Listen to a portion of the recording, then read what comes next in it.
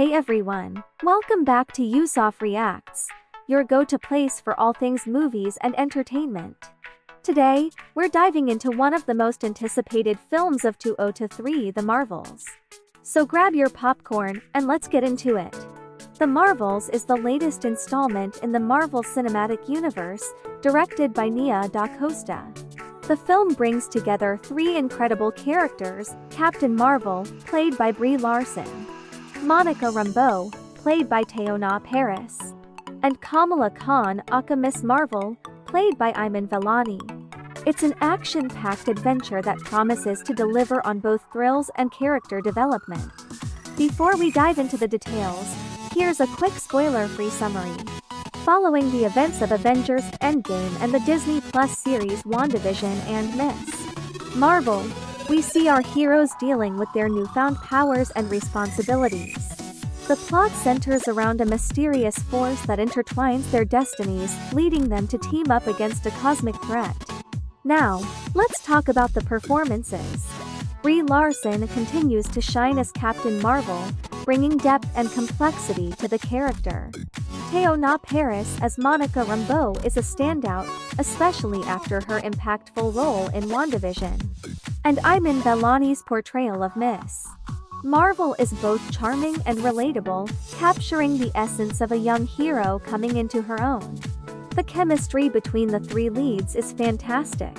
Their interactions are a mix of humor, tension, and camaraderie, which makes their team dynamics compelling to watch. Next up, the direction and visual effects. Nia Da Costa does an excellent job of balancing character development with high-octane action. The visual effects are top-notch, with breathtaking space battles and stunning fight sequences that keep you on the edge of your seat. The cinematography and special effects are visually stunning, capturing the vastness of space and the intensity of the battles. It's a visual feast that Marvel fans will absolutely love. Let's not forget the screenplay and pacing. The story is well-paced, with a perfect blend of action, drama, and humor. The dialogue is sharp and witty, staying true to the Marvel style we all know and love. There are plenty of laugh-out-loud moments, but the film also doesn't shy away from exploring deeper themes of identity, responsibility, and the complexities of being a hero. Of course, no Marvel movie is complete without its Easter eggs and post-credit scenes. Without giving anything away, let's just say fans are in for some exciting surprises. Carol Danvers gets her powers entangled with those of Kamala Khan and Monica Rambeau, forcing them to work together to save the universe. Carol Danvers, aka Captain Marvel, has reclaimed her identity from the tyrannical Kree and taken revenge on the Supreme Intelligence. But unintended consequences see Carol shouldering the burden of a destabilized universe. When her duties send her to an anomalous wormhole linked to a Kree revolutionary, her powers become entangled with that of Jersey City superfan Kamala Khan, aka Miss Marvel, and Carol's estranged niece, now as astronaut Captain Monica Rambeau. Sometime after the events of Endgame, Carol Danvers and Nick Fury work together to safeguard the universe. But Carol is mysteriously switching places with her niece Monica Rambeau and newcomer heroine Kamala Khan. Now the three must figure out what's going on and come together to fight a Kree supremacist who intends to destroy the universe with a powerful source. Carol Danvers' Brie Larson destroys the Supreme Intelligence, the artificial intelligence that leads the Kree Empire. This leads to a civil war and the desolation of the Kree homeworld, Hala, over the next 30 years. The conflict renders the planet barren as it loses its air, water, and sunlight. Dar Ben-Zah Ashton, the new leader of the Kree, discovers one of the two legendary quantum bands. She harnesses the power of the band to tear open a jump point, a gateway that allows fast travel across space.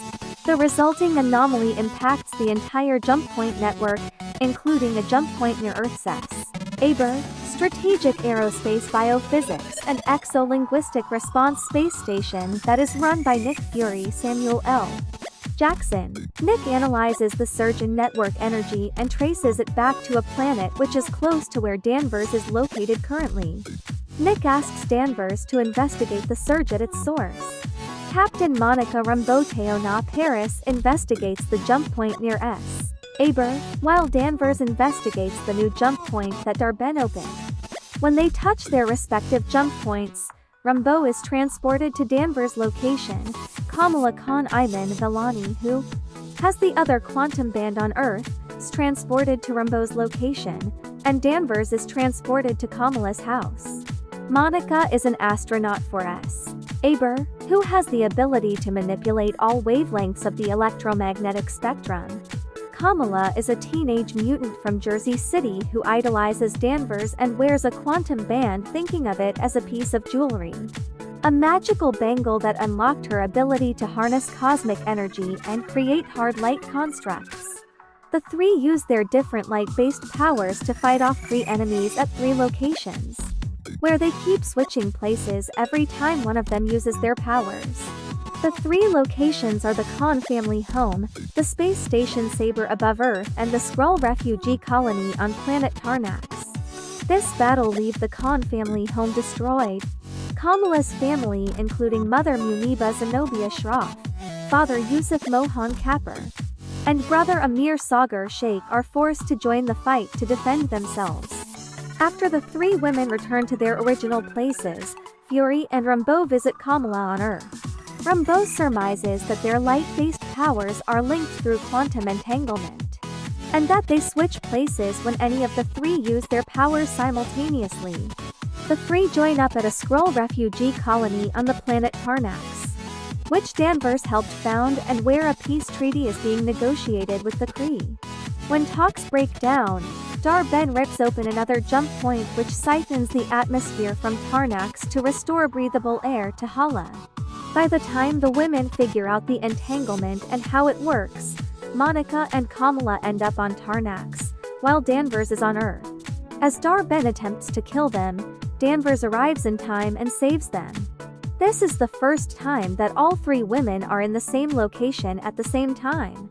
As Darben opens the portal to duct the atmosphere, it destabilizes the planet, which starts to crumble.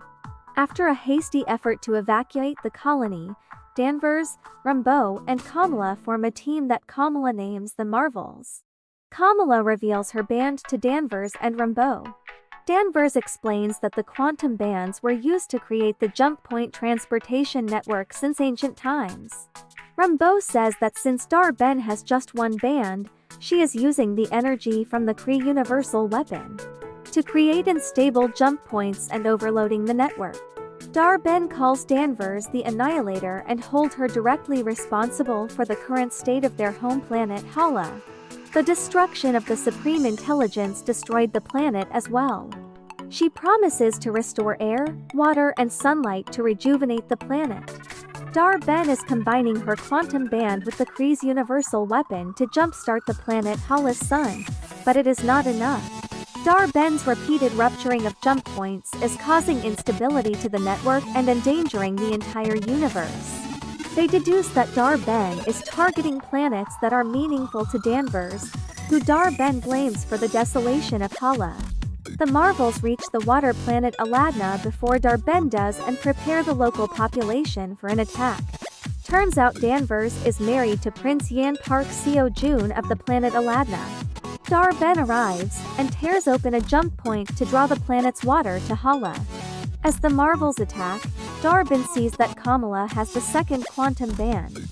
She almost steals Kamala's quantum band, forcing Kamala to flee with Danvers and Rambeau. Danvers wanted to stay and fight to close the unstable jump point sucking in the water, but Kamala activates a normal jump point for them to escape. Darben's final plan is to use the energy from Earth's sun to restore that of Hala. Darben's actions destabilize the space around Earth, endangering the Saber space station. Danvers' Flurkin Goose has just given birth to other Flurkins. Now Fury has only pods for 80 people, and 300 plus souls on board. So, he orders that the station personnel be swallowed by the newly born and hungry Flurkins, so they can be evacuated to Earth and regurgitated. The Marvels fight and subdue Darben. But she steals Kamala's band and uses both bangles to tear open another hole in space. The act destroys Dar-Ben, ends the Marvel's entanglement, and leaves behind a rupture between realities. After Kamala reclaims the bands, she and Danvers use their combined powers to energize Rambeau, allowing her to close the hole from the other side, stranding her on the other side of the rupture in the process. Kamala returns to Earth and Danvers flies into Hala's sun, using her power to restore it. The short-lived team-up inspires Kamala to seek out other young heroes and form a new group, starting with Kate Bishop Haley Steinfeld. In a mid-credits scene, Rambeau awakes in a parallel universe, where she is greeted by binary Lashana Lynch, an alternate version of her mother Maria, and the mutant scientist Hank McCoy Kelsey Grammer. The Marvels is here, and it's a mashed-up film that is totally all over the place. It feels as if this film was edited and chopped into pieces during post, and it shows. Couple things I enjoyed. I did like seeing Carol Danvers and Monica Rambeau resolve and acknowledge their relationship, but due to the nature of their characters being straight arrows, it allows Iman Vellani's Kamala Khan to be the audience, just as Tom Holland's Peter Parker was in Civil War. I did not particularly enjoy the Miss Marvel series, but I can see her being the shout-out for many. I think the script just touched on the surface of Brie Larson's Captain Marvel herself, so diving into her more is a plus. However, the story did her no favors once again, and I did feel like she was given like 4 or 5 pieces of direction to portray her character compared to the more one-note performance in the first film. Teyonah Parris is commendable. She was the more science Y of the trio. Samuel L. Jackson just feels inconsistent, especially after Secret Invasion. Feels like this Nick Fury is a variant. He's simply passing through in this film. Another thing I liked was the incursions also briefly touched on in Doctor Strange in the Multiverse of Madness. We all complained about the lack of planting seeds for the future leading into Kang Dynasty and Secret Wars. Finally, this film at least preps and teases what's to come down the line. The MCU's villain problem is a long-known fact, but here it only cements their problem even further. Now I'm a fan of Lee Pace's over-the-top performance as Ronan, but Dar-Ben, played by Zaw Ashton, is literally a copy and paste of Ronan, but female. Nothing new about it, definitely up there as one of the worst villains in the MCU. The power swaps were kinda cool, so I can give it that. Nia Da Costa does a good job executing the fight scenes, but again, as one should expect, VFX is meh.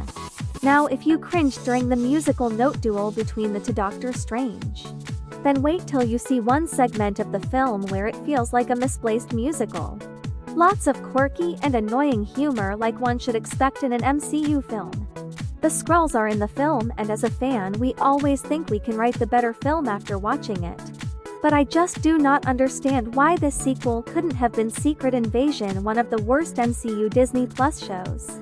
Secret Invasion honestly should have been an Avengers film, or at the very least, a Captain Marvel sequel co-starring some Avengers, kinda like Civil War. I personally feel like that dilemma could have furthered Captain Marvel's development due to her involvement with them and how she's equally to blame for not helping them out when she and Fury promised to find them a home. But instead she's stuck with this material. The mid-credit scene is arguably the best part. Once again teasing things to come. It's stuff like that will maybe still garner interest in the MCU despite its current fall from grace. The end credit scene is alright. Not particularly jazzed about that promise down the line. On that note, the recent Variety article published about Marvel Studios talked about their behind-the-scenes trouble. It was said that Kevin Feige and his creative committee partook in their yearly Palm Springs retreat to regroup and refocus. So here's hoping to next year being more consistent with quality. Seemed like he was spread too thin with the mandate to have more quantity than quality. The Marvels is a season 1.5 for Miss Marvel and a Captain Marvel sequel that we never saw due to the flashbacks and exposition to explain things. And let's be clear, at this point everything feels like homework. That was going to be inevitable moving forward after Infinity War and Endgame. But especially when Disney Plus was announced, making Kevin Feige spread out too thin. But it only feels like homework because everything that has been released is below the standard of what Marvel set up for us. So to sum it up, while I did find it slightly more appealing than the first Captain Marvel and Quantumania, that isn't saying much. Low expectations definitely helped. Is the Marvels one of the worst? No, but it definitely belongs way down below the list. Overall, The Marvels is a must-watch for any Marvel fan. It's a thrilling adventure that perfectly blends action, humor, and heart. The performances are stellar, the direction is spot on, and the visual effects are spectacular. So, what did you think of The Marvels? Let me know in the comments below. And if you enjoyed this review, don't forget to like, share, and subscribe for more movie reviews and updates. Thanks for watching, and I'll see you in the next video. Stay awesome!